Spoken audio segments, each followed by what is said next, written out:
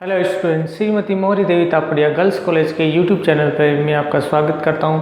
आज हम chemistry class में जो टॉपिक डिस्कस करने वाले हैं वो आपकी जो बीएससी थर्ड ईयर है उसमें आपके एक टॉपिक है जिसका नाम आपके सिलेक्शन रूल, चयन या वर्ण का नियम।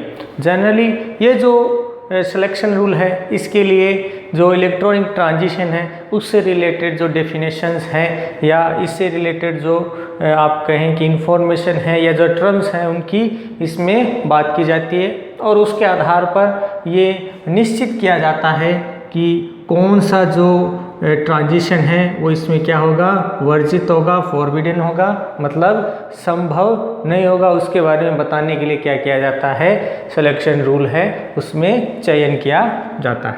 जनरली क्या बताया गया है कि जो इलेक्ट्रॉनिक ट्रांजिशन है जनरली आपको जो फॉर्म होते हुए क्या है आपको देखने को मिलेगा, लेकिन जब बात की जाएगी आपके पराबैंगनी क्षेत्र के अंदर क्या बताया है कि जो आपका पराबैंगनी क्षेत्र है इसमें जो इलेक्ट्रॉन का ट्रांजिशन होता है उसमें क्या बताया गया है, ये ट्रांजिशन आपके संपन्न नहीं होता।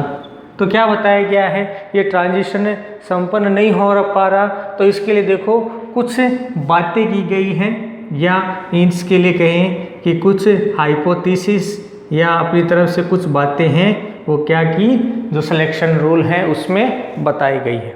अब यहाँ पर सिलेक्शन रूल में क्या क्या बताया गया है, तो अपन इसमें जो फर्स्ट जो इसमें हाइपोथेसिस थी जिसमें बात क्या कही गई है ये बताई गई है फर्स्ट कि मान लो कोई भी जो संक्रमण हो रहा है अगर उसमें जो इलेक्ट्रॉन है, क्या बताया कि कोई ट्रांजिशन हो रहा है और उसमें इलेक्ट्रॉन की जो स्पिन है, मतलब जो इलेक्ट्रॉन का चक्रण है, अगर उसमें जो क्वांटम संख्या है या यूं कह दे कि स्पिन क्वांटम नंबर यदि क्या होता है, परिवर्तन होता है। क्या बताया, क्या चेंज हो रहा है कि इलेक्ट्रॉन है उसका जो चक्रण क्वांटम संख्या के मान में जो परिवर्तन है, मतलब इलेक्ट्रॉन के स्पिन में जो परिवर्तन होता है, ठीक है, ये इसमें वर्जित होता है। मतलब इस तरह का ट्रांजिशन यहाँ पर संपन्न नहीं होगा। मतलब अगर इलेक्ट्रॉन के लिए जो चक्रण होगा उसमें किसी तरीका का परिवर्तन नहीं है तब तो ट्रांजिशन होगा। अगर स्पिन नंबर बदल रहा है यानी चक्रण लगातार परिवर्तित हो रहा है तो यहाँ पर आपको ये ट्रांजिशन संपन्न नहीं होगा, मतलब वर्जित हो जाएगा, फॉरबिडन हो जाएगा। अब यहाँ पर बात करें कि जो इलेक्ट्रॉन का स्पिन है वो यहाँ पर किस तरह से रिप्रेजेंट करते, तो जनरली क्या बताया गया है कि जो स्पिन है वो यहाँ पर +(1/2) के रूप में इसको क्या किया जाता है, रिप्रेजेंट किया जाता है। अब यहाँ पर या तो वो स्पिन घड़ी की दिशा में करे या घड़ी की विपरीत दिशा में यानी दक्षिणावर्त या वामावर्त यहाँ पर स्पिन हो। अगर स्पिन में क्या है यगातार चेंज हो रहा है तो उसमें आपके इलेक्ट्रॉनिक ट्रांजिशन है इसमें वर्जित हो जाएगा। दूसरी बात क्या बताएगी कि यदि किसी ट्रांजिशन में मल्टीप्लिसिटी यानी बहुलता क्या होती है इसमें बढ़ जाती है तो उसके फलस्वरूप भी क्या है जो ट्रांजिशन संपन्न हो रहा है वो भी क्या होता है, रुक जाता है। किस तरह से, सेकंड बात के अंदर क्या कही गई है,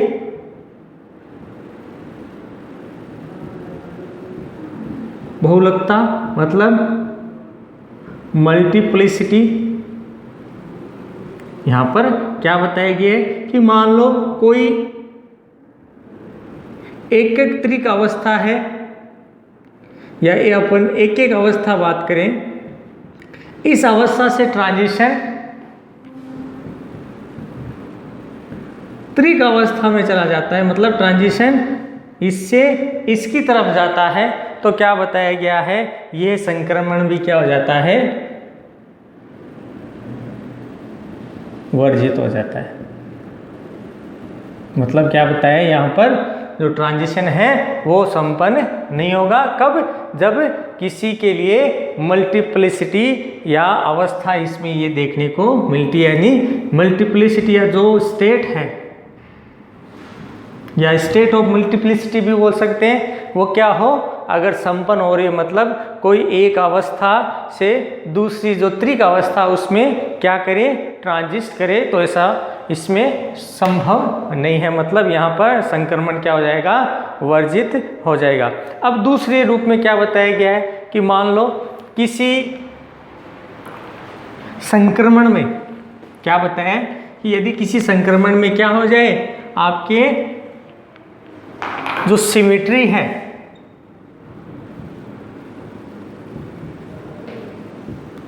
सिमेट्री इसमें क्या हो जाए, आपके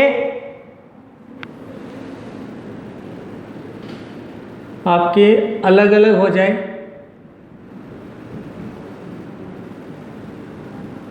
क्या बताया यहाँ पर कि मान लो किसी ट्रांजिशन के अंदर सिमेट्री क्या हो, अलग अलग हो जाए, या फिर अपन यूँ कहें कि इस सिमेट्री के कारण ही इसमें क्या आ जाए, ट्रांजिशन के अंदर परिवर्तन आ जाए। सिमेट्री के द्वारा इसमें क्या है, ट्रांजिशन है वो इसमें संपन्न हो। तो क्या बताया, यदि वो अलग अलग हो तब तो यहाँ पर जो वर्जित क्षेत्र है उसमें ट्रांजिशन नहीं होगा। मतलब क्या है, यहाँ पर ट्रांजिशन देखने को नहीं मिलता। लेकिन अगर समान है तब यहाँ पर आपकी ट्रांजिशन संपन्न हो जाएगा, मतलब वर्जित क्षेत्र है उससे अलग रहेगा। कब? जब इसमें जो सिमेट्री है वो देखने को मिलती है, मतलब इस प्रकार का जो सिमेट्री है होगी तो उसमें क्या होगा, आपके ट्रांजिशन देखने को मिलेगा। अब दूसरी बात करते हैं इसमें, ये तो था आपके जो सिलेक्शन रूल था उससे रिलेटेड प्रिंसिपल्स। अब नेक्स्ट जो इसमें अपन टॉपिक इसमें बात करने वाले हैं वो आपके है इसमें फ्रैंक कोरडॉन प्रिंसिपल। सेकंड जो आपका इसी में है वो आपके हैं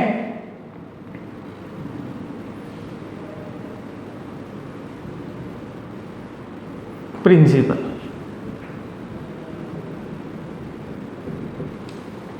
फ्रैंक कोरडॉन प्रिंसिपल, ध्यान रखिए स्टूडेंट, जो फर्स्ट वाला जो टॉपिक है ये भी एग्जाम के हिसाब से इम्पोर्टेंट है, और जो सेकंड वाला है आपके फ्रैंक कोरडॉन प्रिंसिपल ये भी आपके इसमें इम्पोर्टेंट है। अब देखो इसमें बताया गया है कि जो आपके अवशोषण स्पेक्ट्रोस्कोपी है, क्या बताया, अवशोषण स्पेक्ट्रोस्कोपी, ये उसका एक मूलभूत सिद्धांत है। क्या इसका एक मूलभूत सिद्धांत है जिसमें क्या बताया गया है कि जो अवशोषण स्पेक्ट्रा क्या हो रहा है, प्राप्त हो रहा है, उसके अवशोषण स्पेक्ट्रा जो प्राप्त हो रहा है उसके आकार एवं तीव्रता, ये उन दोनों के क्या करता है, एक्सप्लेनेशन करता है कि उनमें किस तरह का जो अवशोषण स्पेक्ट्रा है वो इसमें प्राप्त होगा। क्या बताया, अवशोषण स्पेक्ट्रा के लिए मूलभूत सिद्धांत है और आकार और तीव्रता के बारे में इसमें ये बताता है। अब ध्यान रखना है कि क्या बताया गया है ये सिद्धांत, कि इस सिद्धांत में जब कोई भी पदार्थ है उसमें से जो आपके प्रकीर्णन होगा तो प्रकीर्णन के फलस्वरूप जो अवशोषण क्षेत्र है उस अवशोषण क्षेत्र में किसी अणु का इलेक्ट्रॉनिक ट्रांजिशन इतना तेजी से होता है या तीव्र गति से होता है कि यहाँ पर जो नाभिक है उसकी स्थिति एवं उसके आकार में बहुत कम परिवर्तन होता है, मतलब परिवर्तन लगभग नगण्य होता है। क्या बताया कि किसी इलेक्ट्रॉनिक ट्रांजिशन में जो अवशोषण स्पेक्ट्रा के अंदर संपन्न हो रहा है वो इतनी तीव्र गति से होता है और ये भी लगभग 10 की घात -15 सेकंड के, यानी इतने टाइम पीरियड के अंदर जो इलेक्ट्रॉनिक ट्रांजिशन होता है उसमें जो नाभिक है उसकी स्थिति और उसके आकार में किसी प्रकार का परिवर्तन नहीं होता, मतलब नगण्य परिवर्तन वहाँ पर देखने को मिलता है। अतः अपन यूँ कह सकते हैं कि जो नाभिक की दूरी है वो क्या होती है, इसमें समान रहती है, मतलब यहाँ पर किसी प्रकार का इसमें परिवर्तन देखने को नहीं मिलेगा। अब क्या बताया गया है, जब ये ट्रांजिशन संपन्न होता है तो इलेक्ट्रॉन निम्न ऊर्जा क्षेत्र से उच्च ऊर्जा क्षेत्र के अंदर आसानी से ट्रांजिशन कर पाता है। और क्या बताया गया है कि इस प्रकार के जो ट्रांजिशन स्पेक्ट्रम अपने को देखने को मिलते हैं जिसमें इलेक्ट्रॉन निम्न क्षेत्र से उच्च ऊर्जा क्षेत्र की ओर जाता है, तो यहाँ पर जो अणु है उसमें वियोजन देखने को नहीं मिलता। क्या बताया गया है, यहाँ पर वियोजन यहाँ पर देखने को नहीं मिलता है। और सामान्यतः ये आपके जो कंपन स्पेक्ट्रा है, कंपन